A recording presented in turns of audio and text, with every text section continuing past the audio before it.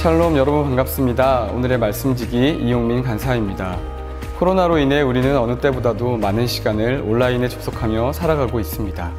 TMI 같은 인터넷 신조어가 우리의 일상 언어가 되었습니다. 아이에서 어른에 이르기까지 인기 있는 유튜버들의 방송을 통해 배우는 것이 너무나 자연스럽습니다.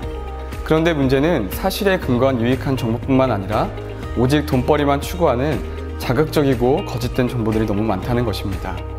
이런 거짓 정보들로 인해 많은 사람들이 피해를 입고 있습니다.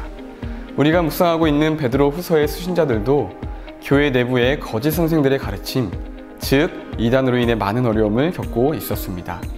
이단은 하나님의 말씀을 가르쳐 준다고 하면서 진리를 거짓으로 바꾸어 그럴듯하게 꾸미고 그것이 마치 올바른 것처럼 가르치는 자들입니다.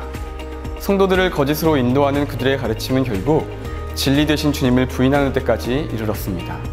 이에 사도 베드로는 그런 거짓 선생들의 거짓된 가르침에 대해 엄히 경계하고 경고하고 있습니다.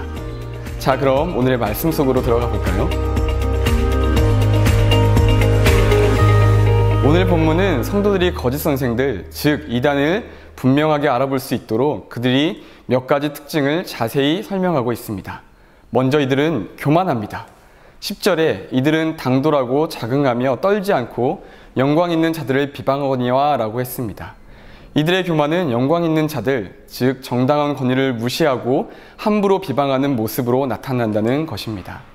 11절 말씀은 하나님으로부터 온 정당한 권위에 대하여 천사들도 함부로 하지 않는다고 설명하고 있습니다. 그러나 이들에게는 그런 조심스러움이 없었습니다.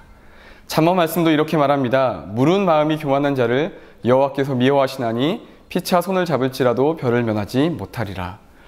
둘째, 이들은 무지합니다. 12절 말씀을 보겠습니다. 이 사람들은 본래 잡혀 죽기 위하여 난 이성 없는 짐승 같아서 그 알지 못하는 것을 비방하고 그들이 멸망 가운데서 멸망을 당하며. 무슨 말씀입니까? 마치 대단한 지식이 있는 것처럼 화려한 말을 하지만 정작 그들의 말과 행동은 스스로 무덤을 파는 이성 잃은 모습이라는 것입니다. 거짓 선생들은 마땅히 추구해야 할 영적 진리를 잊은 채 다만 육체의 욕심을 따라 살아갑니다. 또한 하나님에 대한 무지로 인해 하나님을 대적하고 그 결과 반드시 멸망당합니다. 셋째, 이들은 정욕을 추구합니다. 13절에 보면 불의의 값으로 불의를 당하며 낮에 즐기고 노는 것을 기쁘게 여기는 자들이니 라고 했습니다. 당시의 성도들을 유혹하고 있는 이단들은 영지주의적 요소를 담고 있었습니다.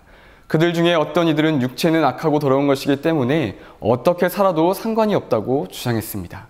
그래서 방탕한 정욕에 빠진 것입니다. 더 큰 문제는 악한 영향력이었습니다. 14절을 보면 음심이 가득한 눈을 가지고 범죄하기를 그치지 아니하고 굳세지 못한 영혼들을 유혹하며 라고 했습니다. 거짓된 가르침에서 오는 탐욕의 추구와 쾌락을 즐기는 삶은 믿음의 뿌리가 깊지 못한 성도들을 파멸로 이끌었습니다. 넷째, 거짓 선생들은 탐심이 가득합니다. 15절 말씀은 그들은 바른 길을 떠나 미혹되어 부올의 아들 발람의 길을 따르는도다 라고 했습니다. 사도 베드로는 돈을 사랑하여 하나님의 말씀을 떠나 거짓 예언을 한 발람의 역사적 사실을 예로 들고 있습니다. 발람은 자신의 탐욕을 위하여 이스라엘 백성들이 부도덕한 행동을 하도록 미혹했던 사람이었습니다. 베드로는 이 발람의 예를 통해 불의한 삭스로 거짓된 모든 욕망을 소유하려는 거짓 선생들의 모습을 지적하고 있습니다. 이러한 모습을 16절에는 조금 과격해 보이지만 미친 행동이라고 강하게 표현하고 있습니다. 무슨 말입니까? 사도 베드로는 나귀에게 책망받는 발람의 행동을 통해 거짓 선생들의 가르침과 행위가 짐승에게 책망받을 만큼 사악한 행위이며 미친 자의 행위와 다를 바 없는 어리석은 행동임을 강조하고 있는 것입니다.